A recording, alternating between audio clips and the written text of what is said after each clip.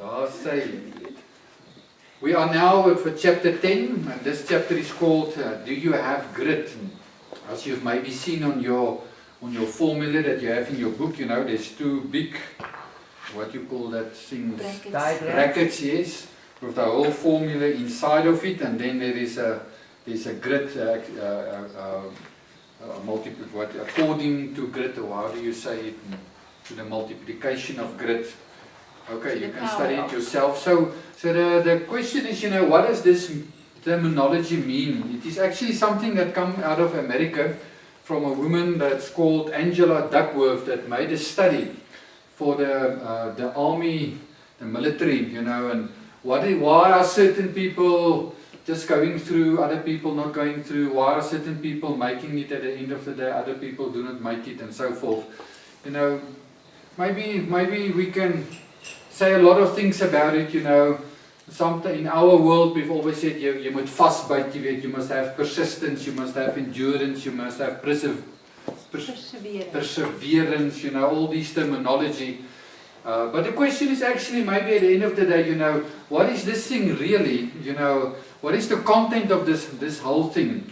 I think in everything we've said, you know, in terms of the formula, maybe in a certain sense, some people grow up in an atmosphere where there's maybe more of this or more of this, maybe with a personality or more of this or less of this, you know. In certain senses, some people get something more than others, you know, but other people more than this or that. But at the end of the day, I think there's nothing in this formula that you cannot grow in, that you cannot learn, that you cannot activate, and you can mature in yourself. Maybe you know, I come out of a background, you know, where my mother is, you know, she's no, do it, you know, she's been driving us sort of. Not all parents are maybe like that, you know. But the point is that I think that anything in this formula that you need for your situation, if you haven't been grown up with it, you can learn it, you can activate it, you can exercise yourself, you can get it to a point of skill. It is not that other people are, you know, they just got it, you know. I don't think there's really such a thing than, you know, some people are just set out for success and others not. No, all people are born successful. What you can get along the road is that according to your creative purpose, I believe the Creator has set out some people for certain purposes that maybe you're not set out. I believe some people are just set out maybe for a political position scenario. I don't want it myself. I'm not. I can see myself in certain characteristics for that type of thing, but my whole inner makeup does not like it, you know.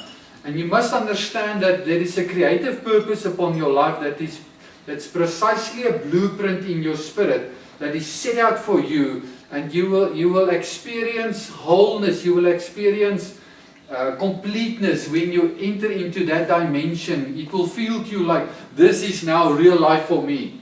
You know, some people, they do business and they build these systems, you know, and they say, oh man, I live for it. They stand up 5 o'clock in the morning, you know, and I think, oh my goodness. You know, I don't feel like that, you know. I mean, for that thing, they feel like it. Why? Because it's in them. They were set out for that. I know myself. I can understand systems. I can activate the system. But I don't like it like that in the business world. Because my creative purpose is not in the business world itself. I've been helping people to open up businesses and they've made a lot of money with it. The only problem is if I do it, it doesn't work. Why? Because it is not my purpose. I do not have the combination of talents that they have to run it eventually. To see it and to be able to explain it is one thing. But to run it and to enjoy it and to do it every day, that's another thing. You know, so you must discern those things for yourself and not compare yourself with other people. But realize although the formula is basically the same for everyone, there's something set out for you and me because we all have a different focus. I mean, at the moment you're focusing on something that's your main focus. I'm focusing on something else that's my main focus. And you cannot have two main focuses. You can only have one. You can have a secondary one, but you cannot have two main. You need to focus in life. I found it out myself, you know, I'm a sort of a multitask person, but I constantly ran into a problem if I make everything the main thing. There can be only one thing the main thing, and you must keep the main thing the main thing. Otherwise you're going to mess up things in your life. Okay. So Sheaf made a study of this whole thing, and he eventually came up with some interesting explanations that's maybe helpful for us to understand what is this all about. They say that grit is people that have got the push through, you know, to go right to the end and to manifest the thing. It is people that look at the overall picture and commit in themselves never to give up, but to reach the end. They have a stick-to-it mentality, what we call in Afrikaans a vastbyt mentality. You know, there's different ingredients in this, let's say in this grit thing. Basically, this is the definition, if you can say it like that, but there's different ingredients that we can maybe see in it and can learn from it. One of the ingredients is that it's people that see the big picture. You know, it's people that see, listen, I want to be at the end of the day that lieutenant, maybe in the army or whatever. They see the end result, they see the prize, they see the whole process, and they realize that the difficult phase they're going through now, you know, it's only a part of this whole thing. It's not going to be like this forever, you know. Don't view it in the immediate. They don't look at the immediate. Yo, I don't have food, you know, it's very difficult, you know, I feel like falling apart now. You know, but you know, the current now is not going to be the everything and the forever, you know. You just realize and understand, but this is a very difficult part of a much bigger thing.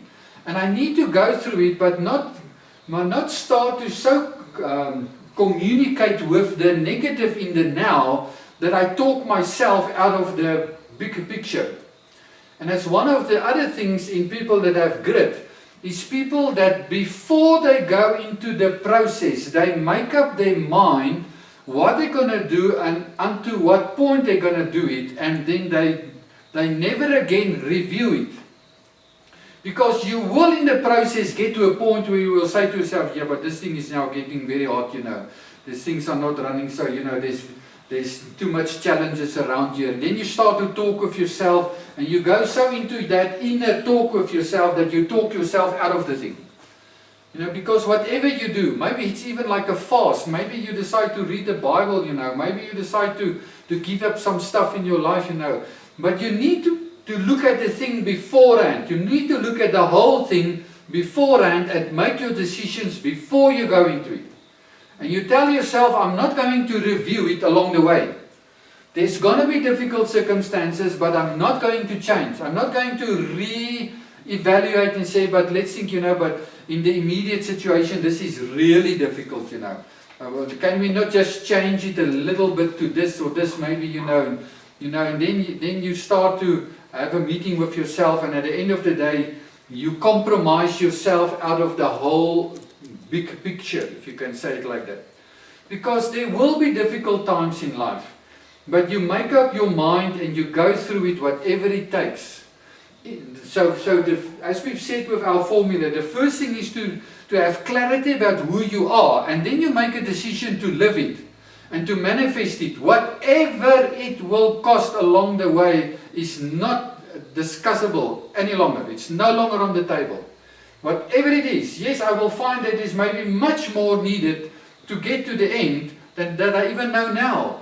But whatever happened, I'm not going to reopen this chapter, you know, that, yeah, but maybe, you know, it is fine if I just go up to here, you know, because this, no. You make up your mind, you close the conversation and the meeting with yourself, you go into the thing, you say, we will not stop till we reach that point. Except when something maybe happened, you know, you find that you're living no longer the right thing or whatever, I mean. But in terms of that conversation with yourself, you see the big picture, you make the decision, you don't go into a re-evaluation if this is really worth it or whatever. You sort out this inner talk that can sabotage yourself, because actually the biggest reason, as we said, why people don't get to the other side is themselves. They don't know who they are, and then they start to sabotage themselves when they start to live that person. And you know, and the enemy will help you in that. And he will constantly tell you, yeah, but it is not so urgent, you know. You don't need to talk so much about this, you know. You don't need to stand out so much, don't be over this, whatever, all these nice things, to come back to the normal of the average. And you're not supposed to be the average. You're supposed to be a focused person, a professional in something that was given to you that you need to manifest and you need to produce. You need to stand out. You're supposed to stand out. I mean, not in a negative sense, in a positive sense in what you're living and what you're doing. It is normal. Yes, and other people will maybe not find it easy because it will speak to them because they have downgraded along the road, and yeah, but it's okay. And then it's speaking to them and you just say to yourself, listen, you can decide how you want to live, but this is how I'm living. This is where I'm going and I'm not going to compromise on it. You keep your eyes on the end of the road and you refuse to intimidate it along the road and go into other things. It's people with stamina, long-term planning. It's people that look at life more in terms of a marathon than a sprint, because it's a long process. It's a 20+ process. It's people with optimism, confidence, patience, resilience, hardiness, firmness of character. They've got a growth mindset and they believe they can outgrow anything that can happen along the road. That's not always easy.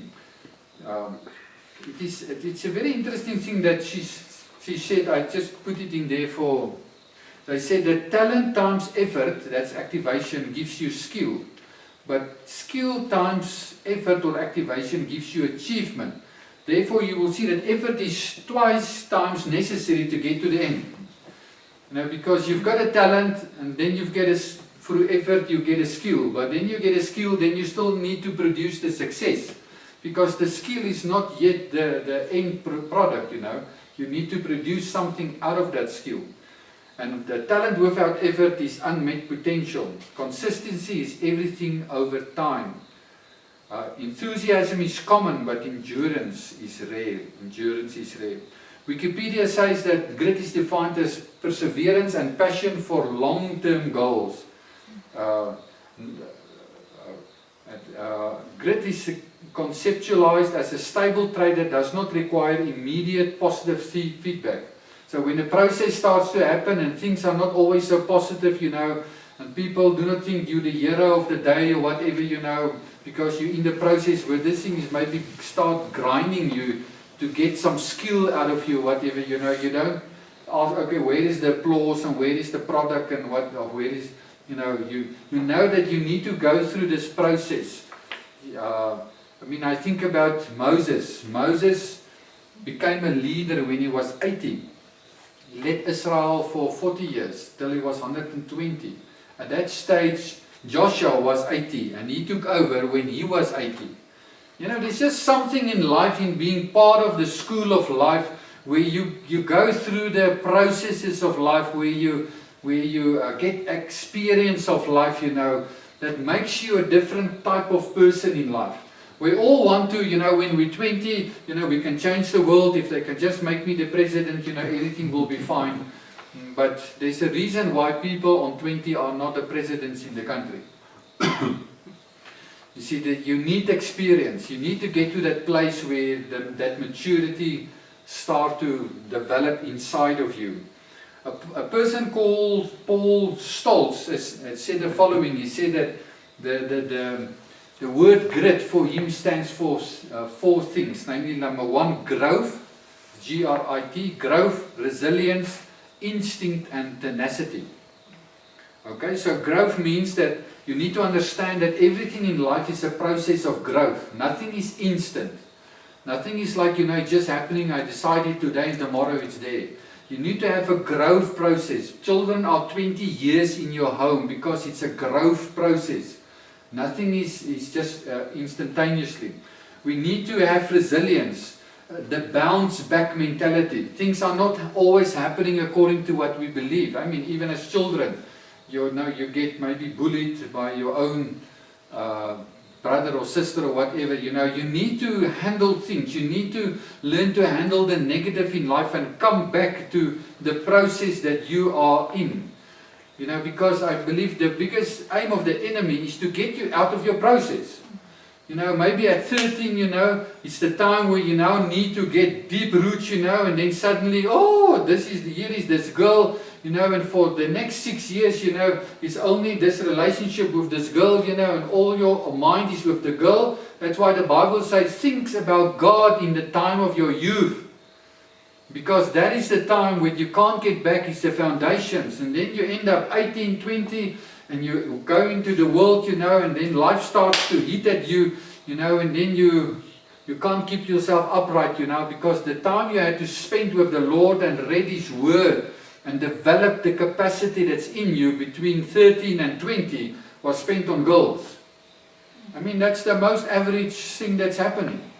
And you can see the difference in people when they decide to say, listen, I'm going to spend my time. I can see it in my life. I got to know the Lord around about 13, 14 years of age. And I went into it, I studied the Word, I read the Word, I worked through books, everything I could find put my hand upon. And I could see the difference between me and other people. It's just a big difference. And it was not because I am better, I'm not better than them.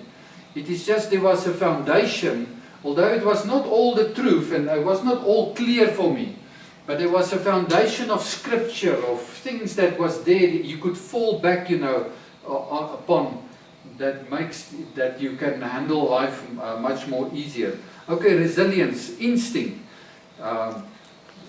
You need to understand your own makeup, your own blueprint, your own talents.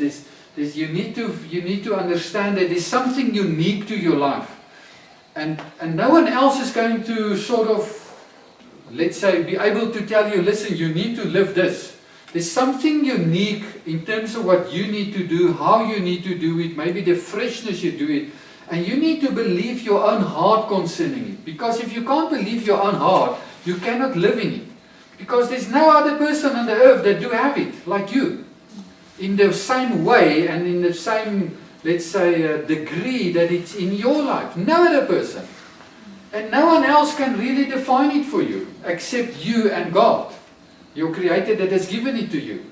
So you need to get at a point where you get confident about the way things are in you is given by God, so that you must have confidence in it and do it. And yes, maybe for other people they say, yeah, but you must do this, and no, you know, but you must have a balance and this and this. Listen, do it as it's according to your instinct. Yes, according to relationships, yes, with wisdom and whatever. But there's something specific in your life, and you need to believe the voice of your own heart. Because your own heart is redeemed by the Lord, and your own heart has got the blueprint of your life already in it. Your own heart means your spirit. And you need to listen to your heart. You know, there's many things in life, but the moment I do maybe certain things, then I start to feel uncomfortable. It's not sin, it's not something wrong, but you feel, but I'm not supposed to spend so much time with this, you know. And it's not that it is a right or a wrong. It's not a right and a wrong. It is just that your heart is speaking to you, no, go more into this, more into that. Some people are just more into certain things, you know. Don't argue with it. Don't make it a right and a wrong. Don't make it the next moral principles or whatever. Just believe it as it is in your heart. And stick to it. And start to believe it. I see so many things that I've discovered lately that I could, when I look back to my university years, I knew that my heart has spoken to me already there about it, but I never believed it. Because I said, no, this is too way out, you know, this is too, this is too radical and whatever. And you sort of put it on the shelf, you know, and then you go through many years, and eventually you get to a point where your experience come to a point where you realize, listen, that voice was the right voice, you know. And you had to go back to it, but your heart has already spoken to you many years past. But you argue with it, you know, then, yeah, but there may be too whatever. Don't worry about the two whatever. Just make sure that your heart is pure. You know, you're not in a negative criticizing mode. Your relationships is in unity. You know. I always tell people I've got a friend of mine. You know, that he believes that I'm believing some stuff that, you know, that's not biblical or whatever. You know, but I talked to him on the phone once, and I said to my friend, you know, the thing that I know, why I'm believing the truth, is that the truth I'm believing takes me to people, it makes me love people, and it makes me going more to people, and it brings us into relationship. Well, what I hear from you is that people in your town doesn't love you. They don't like you. They don't want to visit you. They don't want to be in relationship with you. And maybe it is not that everything that you believe is wrong, but it's something wrong when there's not unity and love. That doesn't say people always agree with me. Yes, that's true. They don't always agree. But you know, are your relationships still that there is, you can talk, we can, you know, be honest with yourself. If you've got the truth, I tell you, it will, what is the word? It will stir and drive you to people and to love them and to serve them and to be in unity with them. But unity doesn't mean we must agree on every theological issue. That's not necessarily unity. Yes, if we long enough read the Word and talk together, we will get to even the same mind, the same theology. But our real unity lies in the heart, in the Spirit. If we can't start to live our unity from the Spirit, meaning that I don't believe there's any disunity between me and you sitting here at this moment, in the Spirit. Nothing. It's total unity. But when we're going to sit together and we start to talk about certain subjects like marriage and maybe raising children, we will see that we differ from each other. But we need to stay in that atmosphere of unity and talk about it. And then the Lord will start to talk to everyone what He must throw out and what He must bring in and whatever. And we will find it eventually, we will believe the same. Without me telling you what to believe. But the point is that we are so in inferiority about our identity in our spirit that we can't go into conversations where we differ from each other just for sake of just hearing you out. My greatest growth process in my life was when I found on university that, listen, I thought I knew something, I know about nothing. And my biggest effort was to go and visit people. If I read about a person, you know, I was in Stellenbosch, then I read about a person in Johannesburg. I found him. The next morning I'm in Johannesburg, driving right through the night. Just to sit there and ask them one thing, tell me, what do you know? And lots of them believe stuff, you know, that I say, oh man, I believe maybe a bit of a heretic also, you know, but doesn't matter. Just tell me, because there's something that I can learn from you. I'm not here to criticize you. I'm here to learn from you because something is working here. But what is wrong is your problems with God. He will sort you out. I'm not here to sort you out. But that attitude of learning, listening to people, let them talk, let them download into your life. You know, it's this whole thing of learning to grow in yourself. Tenacity, that perseverance, persistence, I never quit, I never... You know, I understand if you feel to quit. I mean, that's human. And you can even say, you know, I feel to quit, but, you know, I've decided before and I'm not going to quit.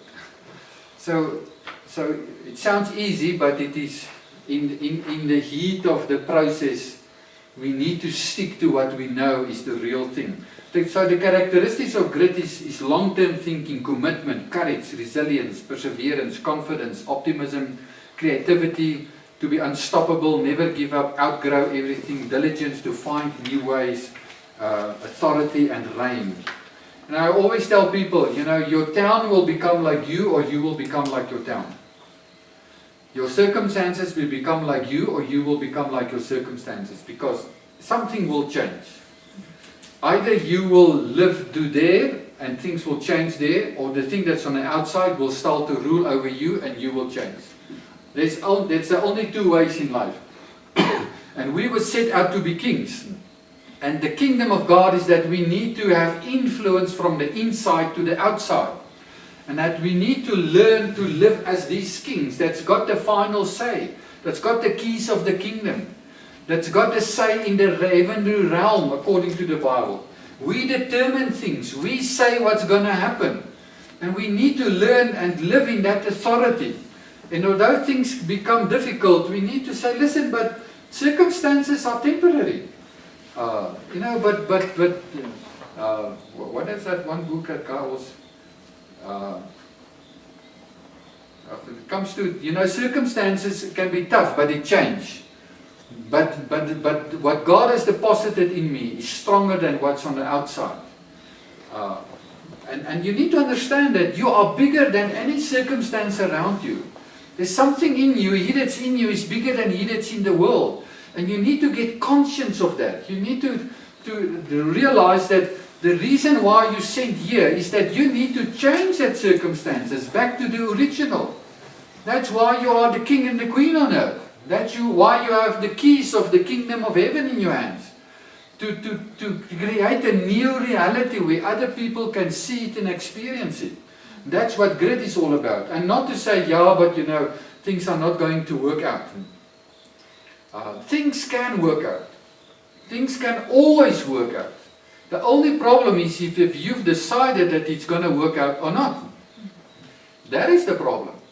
There's a way out of everything. The only problem is that the kingdom of God can only manifest through you. And if you believe that it cannot be solved, then it cannot be solved. Although the solution is in you. And you are the solution. But you cannot get manifestations that's not according to your faith. It will be always according to your faith.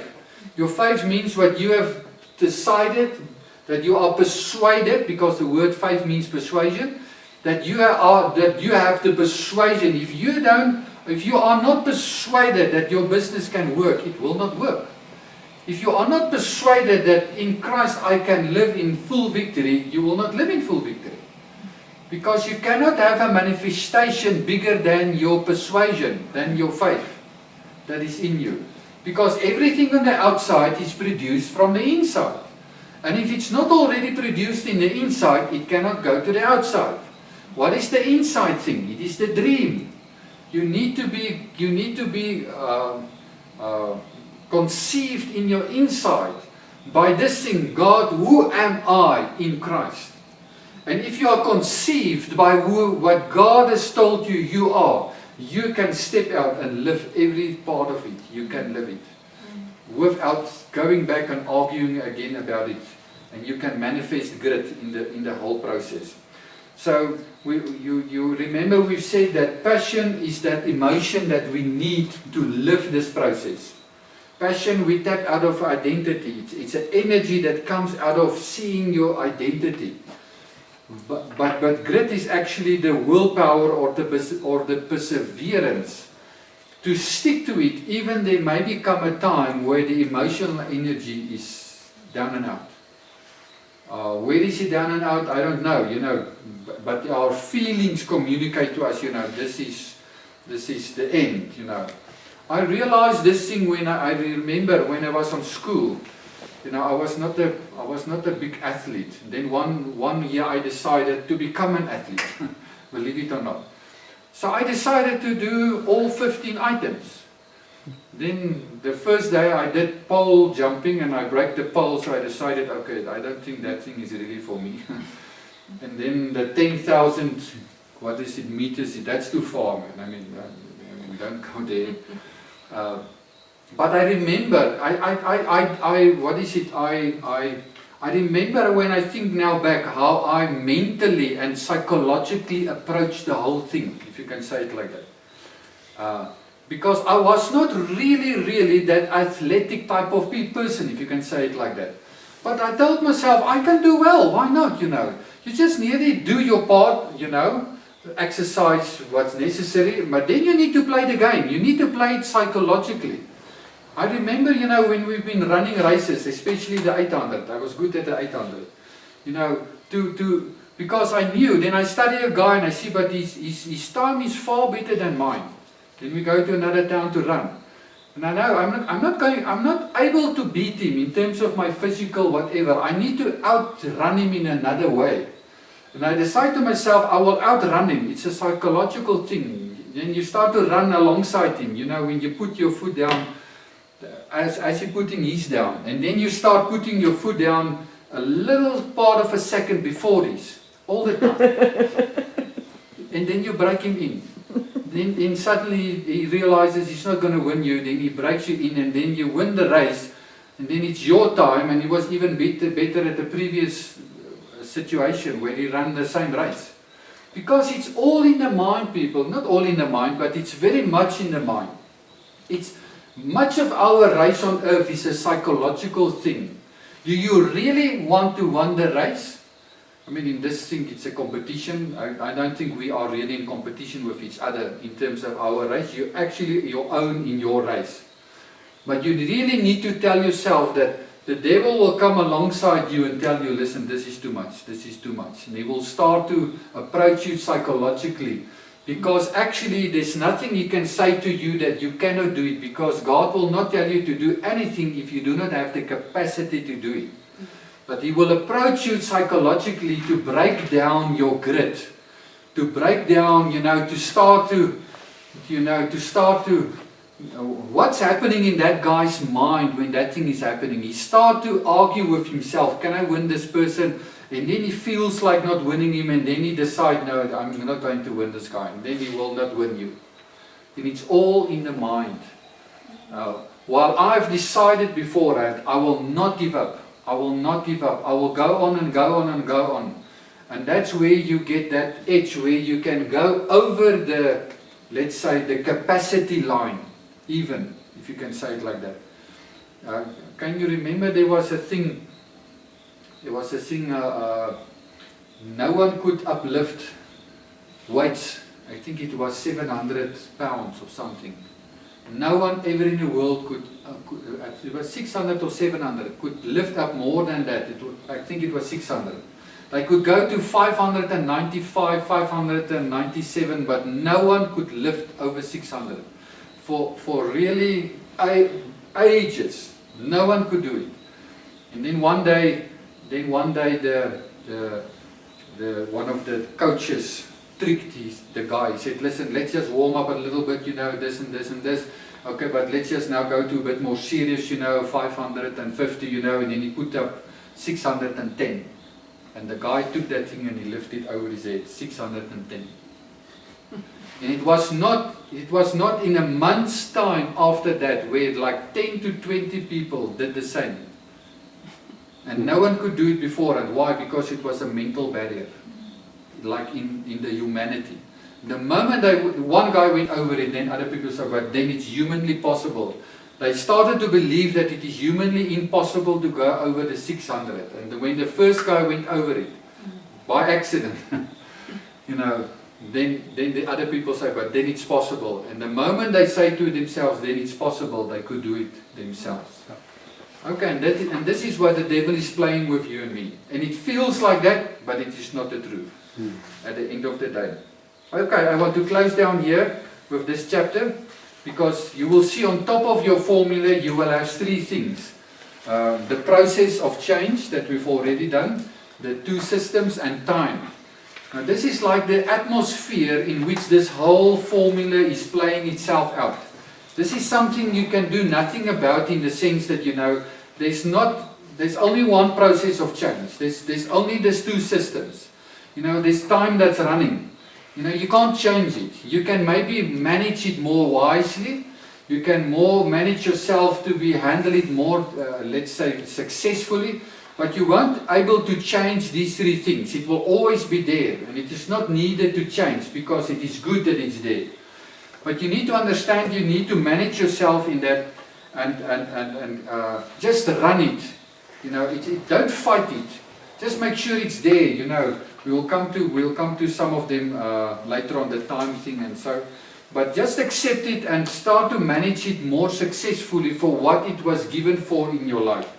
And then there's three other things on the bottom that we will come to, but it's things that's under our control. It is risk, it is our consciousness, and it is the school of life. We will get to those in some of the further on sessions, but it is some stuff that we can do something about. We can change the things in that area in our world, and you need to change it. Because if you don't manage risk can take you. I mean, you can die. You can just disappear from earth, and you can never live your success.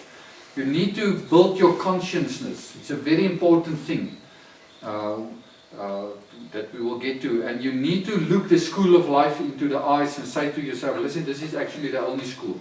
It's the school of life. It's from God, and the school of life, God will not bring anything in the school of life to you that He said that you will not be able to bear, that you will not be able to go through, you will not be able to handle. And you must start to look at the school of life as a, let's say, a set program that I believe that God puts in front of you. That He makes use of the imperfect circumstances to let you exercise in problems so that you can get skills and you can get promotion so that you can eventually manifest the success that is in you.